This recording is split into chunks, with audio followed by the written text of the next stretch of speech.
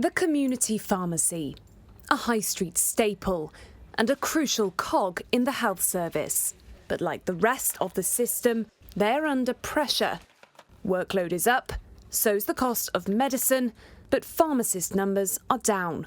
I think resources is the big challenge at the moment. When we're able to provide high quality staff, we're able to cover myself when I'm not working here. That's a big challenge at the moment. We're seeing more and more medicines being unavailable at the price that the government are willing to reimburse for. That gives us a difficult challenge in community pharmacy, where we would like to provide the medicines for the people, and we do in this pharmacy, but sometimes we do that at quite a considerable cost to ourselves. Here in my Steg, things are so far manageable. For others, demand is just too high for too few staff members. Pharmacies are reducing their opening hours or shutting at short notice. And the impact on patients can be more than just frustration.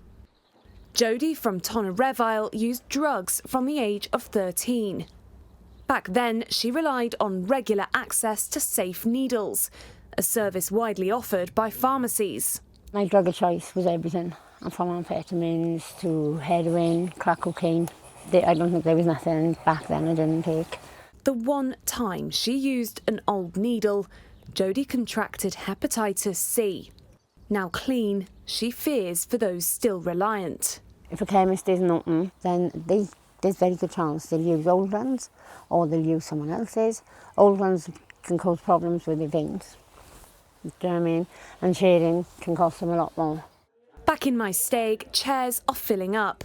Here, patients can get a prescription for some drugs without GP intervention.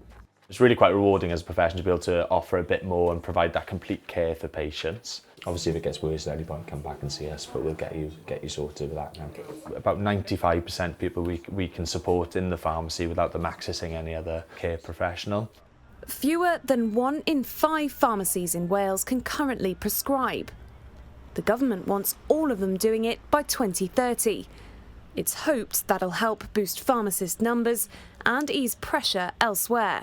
What they will need is time to do that training. We need protected learning time so that pharmacists have the time within their working day to develop their skills, to upskill, to do the prescribing. And all that then is for the benefits of the wider NHS and patients. In the next year, NHS Wales is paying for 150 pharmacists to train as prescribers. The Welsh Government says it's already providing record levels of funding and opportunities for staff to develop their skills. So as patients are pushed from one waiting room to another, pharmacists hope they'll get the prescription they need to remedy that demand. Katie Fenton, ITV News in my Steg.